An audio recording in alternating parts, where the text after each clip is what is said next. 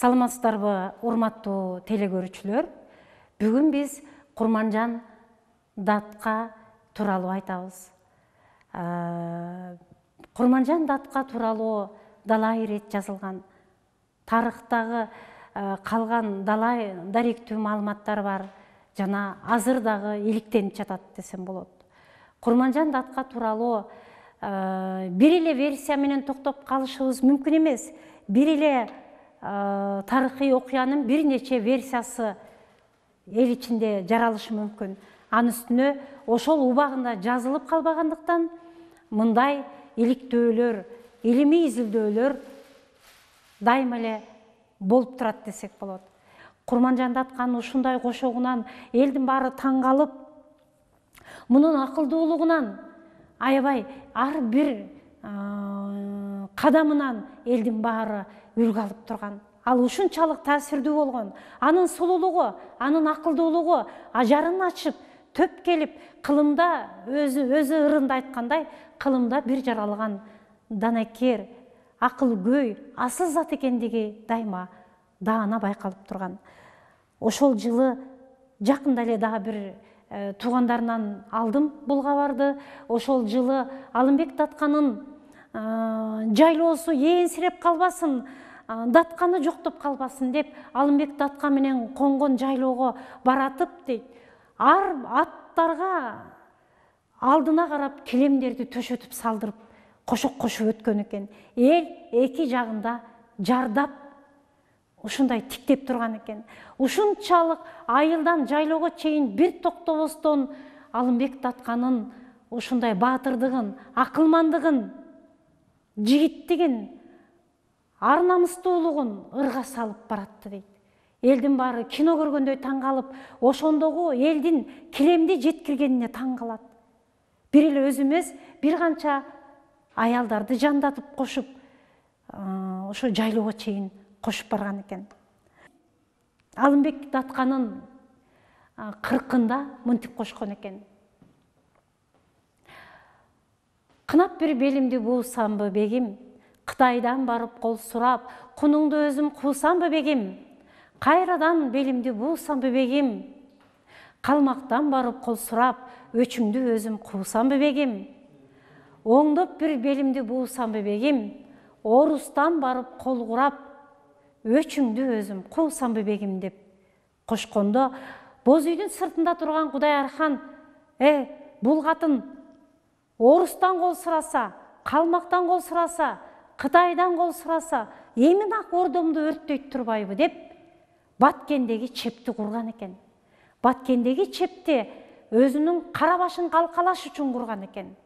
Мен изилдөөчү катары абдан таң калчумун. Эмне үчүн Кокон хан менен Баткендеги чептин аралыгы алыс? Буларды эмне байланыштырат дечүмүн. Мына ошол суроомо дагы Бөрбай аксакалдын берген маалыматынан жооп ала алдым. Бул Кудайархандын бекине турган, качып жашына турган чеп экен балдар.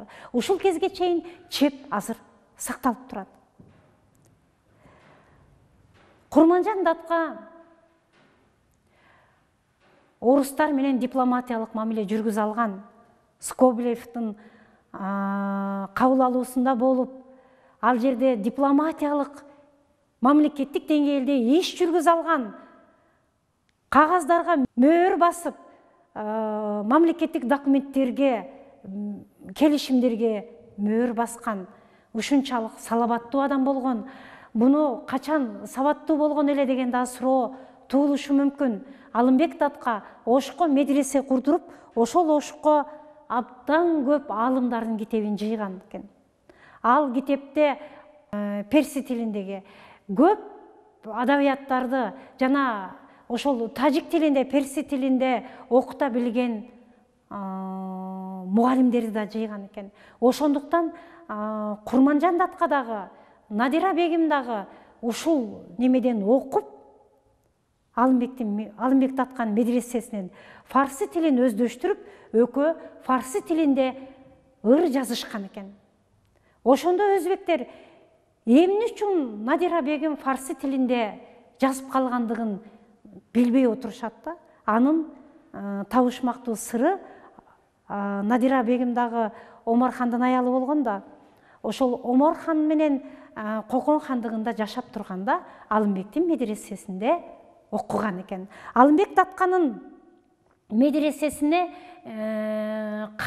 Казандан чыккан Юлдуз деген журналдын дагы басылмасы келип катталып турган экен. Ошондой эле почта кызматтары ушул басылмаларды жеткирип туруу кызматын аткарып, ушул сакталып турган экен.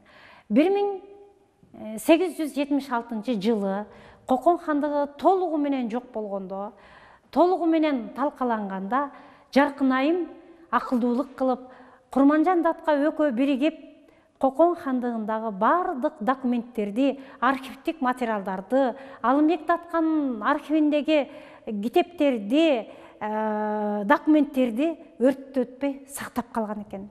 Мунун бардыгын Вяткин деген тарыхчы билчү экен. Бул Питерден келген практикант болуп келген тарыхчы, бирок кийин ушул Оштун тарыхын, Кокондун тарыхын изилдеген. Ал тургай Самаркандтагы Улукбектин обсерваториясын изилдеп жүргөн окумуштуу болот. Бирок бардык архив Курманжан Даткага кеткендигин билип, ошол архивди кандай алуунун үстүндө иштейт. Ошол мезгилдерде ал Ош областынан Самаркандка которулуп калат.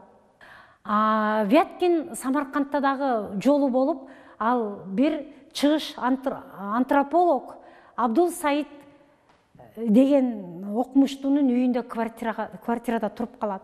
Абдул Саид экөө эртели кеч сүйлөшүп отуруп, көп нерселерди иликтейт. Ошол учурда ал эң сонун тарых, эң сонун архив, мамлекеттик документтер Курманжан Датканын колунда сакталып тургандыгын айтат. Аны барып кантип алуунун жолун пландаштыра баштаганда жолу өзүнөн өзү чечилип, Абдул Саид туберкулездин оор формасы менен ооруп калат. Ошондо врачтар сиз тоого чыгып саамал ичишиңиз керек деген багытты берет. Ошондо Вяткин эми биздин жолубуз ачылды, сиз Алай тоолоруна барып дарыланам деп жолдомо алыңыз дейт. Алай тоолоруна жолдомо алып, экөө Алайга барышат. Курманжан Датка абдан жакшы тосуп алып, экөөнө арнап алейне чоң боз үй көтөртүп, аларды менен дайыма тыкыз байланышта иштешет. Эрте менен саамал, андан кийин дейт, биз архивдеги материалдарды карайбыз дейт. Түшкүсүн топоздун сүтү дейт. Анан дагы дейт, улантабыз дейт. Кечки бешимде дагы саамал дейт. Андан кийин дагы биздин дейт негизги көздөгөнүбүз баягы архивдеги материалдык болуп калды дейт. Анан Вяткин мен иштен калдым, сен дарылана бер. Бирок баягы мен айткан багытты сен ишке ашыргының деп ал Самаркандка баса берет. Самаркандка баса бергенде Абдул Саид Камчыбектин кызы Бүйжанды жактырып калат. Курманжан энебиз Бүйжанды өзүмө окшош сулуу деп жакшы көрүп, өзүнүн жанын алып багып жүргөн экен. Ошондо Курманжан Датка Бүйжан небереси эң чоң чыгыш антропологу Абдул Саидке турмушка кетерин укканда, экөө жактырышып калганын билгенде сүйүнөт дагы макулдугун берет. Биротоло эле алыскы жолдо деп отурбай, кызды себин даярдап Абдул Саидке кошуп берет. Ошондо Вяткиндин эскерүүсү бар. Абдан көп Кашкар килемдерин, Афган килемдерин, абдан сонун шайыларды, шайы журкандарды, жибек журкандарды, септерди даярдап жайды дейт. Ошол эле кезде Алайдын тоолору билесиздер, таш тоолор болот. Таш тоолордун бетине моундай китептерди, кагаздарды кактап жайды дейт. Ушунчалык аздик мамиле түзгөн, анан 10 төөгө жүктөлгөн, кербендей болуп жүктөлүп, 10 төөгө жүктөлгөн сеп кетти дейт. 7 төө сеп, Бүйжандын себи, 3 төөгө жыгач сандыктарга артылган документтер кетти дейт. 3 төөлүк архив материалдар Самаркандка Абдул Саид менен Бүйжан менен кошо кетет. Абдул Саид кетип баратып айтат, кайненесин, Камчыбектин аялын, ушул апабызды да берсеңиз, алыскы жолдо, алыскы жерде Бүйжан кыйналат го, мен апамды да багып алат элем дейт. Ошондо айласы кетип турган Курманжан эне Камчыбектин зайыбындагы кошо чогуу болсун деп кошо жөнөтөт. Ошол эле мезгилде Камчыбектин Арыстанбек деген баласы дагы сүргүнгө айдалган болчу. Ал жөнүндө дагы Курманжан энебиз кампа-кампадан толуп кеткенине күйөмүн.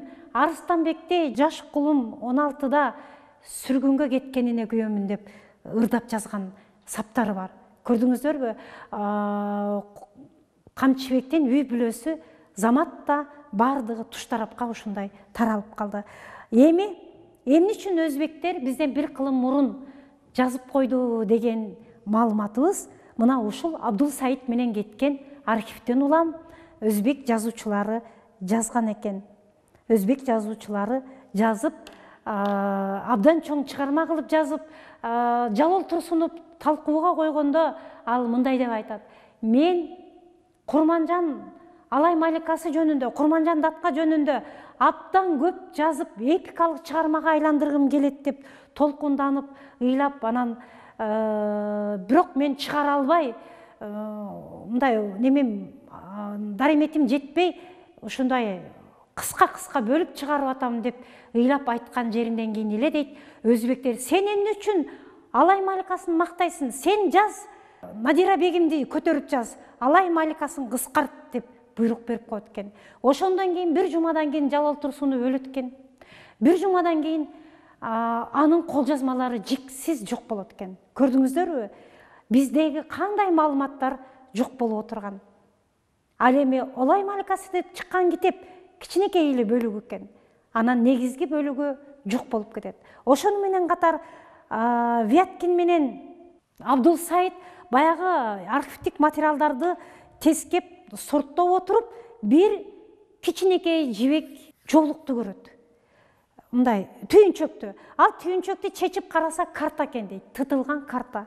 Ошол кезде анан килейлеп картаны жайгаштырып караса, ал картада Улукбектин обсерваториясы Баланчанын бедесинен 10 метр чыгыш тарапта Түкүнчөнүн немесинен мындай деген так жайгашкан жерин көрсөткөн карта экен. Мына ошондо Вяткин Василий Валерьянович Вяткин аябай сүйүнүп кетет дагы. Сенсация, Орто Азиядагы эң чоң сенсация деп бакырып жүргөн экен. Көрсө, Орто Азияда биринчи болуп курулган обсерваториянын орду табылды, аныктамасы табылды деп, мына менин издегеним ушул. Мен өмүр бою издеп жүргөн эмгегим ушул. Эми мен өлсөм, мен силерден суранам, мына ушул дөбөчөгө койгула дейт. Өлгөн. Вяткин өлгөндө айтканындай ошол дөбөчөгө коюлат. Ошол дөбөчө азыр Дуслик мазары деп айтылат экен. Мындайча айтканда, ал жерде бир эле өзбектер эмес, мисалы башка улуттагы элдер дагы көмүлгөндүктөн Дуслик мазары деп, Достук мазары деп аталып калган экен. Мына ошентип алар Орто Азиядагы астрономиялык илим биринчи дүйнө жүзүндө жаралып, аны кыргыздар жараткандыгын, жана Самарканд кыргыздардын жери болгондугун, ошондой эле Улукбектин тарыхы жөнүндө, таржымалы жөнүндө эч качан динден илим жогору болбош керек деп Улукбекти Ташбаранга алып өлтүргөндүгүн, жана бир канча илимдерди жок кылгандыгын жөнүндөгү маалыматтар мына ушул Вяткиндин жардамы менен ачылып тарыхта калган экен. Биздин изилдөөлөрүбүз, менин Курманжан датка жөнүндөгү изилдөөлөрүм мына ушундай. Эми мен силерге айтарым. Дагы бир Курманжан датканы изилдеп отуруп, ал өзүн толуктап турган бир кубулушка мындай күбө болдум да. Курманжан датканын ырларын, кошокторун изилдеп отуруп, кошоктордон эмнени таптым? Кыргызстандын түштүк бөлүгү кошоктордун абдан бай казынасын жараткан. Ушул кезде дагы кошоктор жандуу өнүккөн.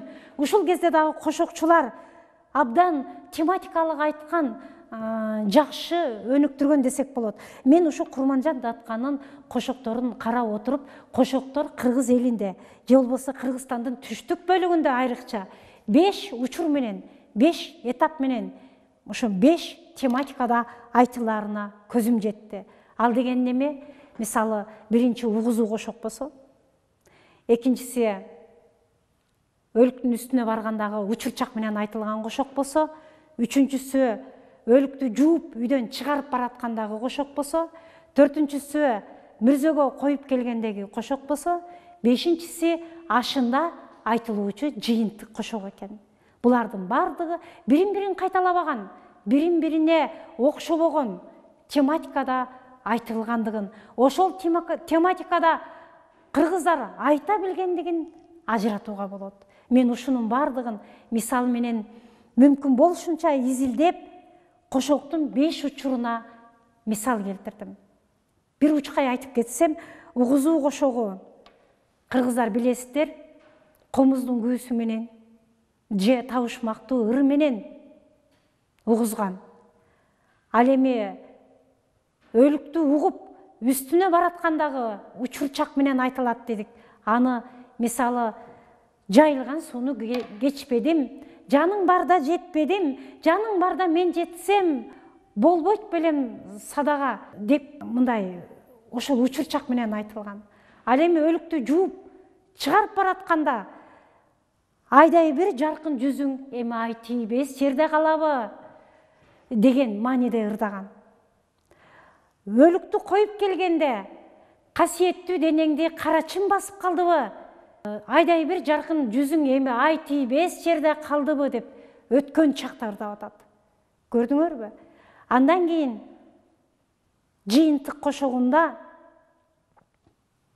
жаткан бир жериң эңкейиш, Кудайым берсин кең бейиш, же болбосо мен эми кайрат кылайын, мындан ары сен эми бейишти аралап жүргүн деген бир жакшы жыйынтык сөздөр менен жыйынтыктаган. Мына ошентип ар бир тематикага кыргыздардын айта билгендигин мисал келтирип, толуктап, өзүнчө илим катары далилдөөгө аракет кылдым. Урматтуу телекөрүүчүлөр, сиздер бүгүн Курманжан датка боюнча илимий изилдөөлөрдүн 2 бөлүгү менен тааныштыңыздар. Кийинки көрсөтүүдөн кезигишкенче саламатта болуңуздар.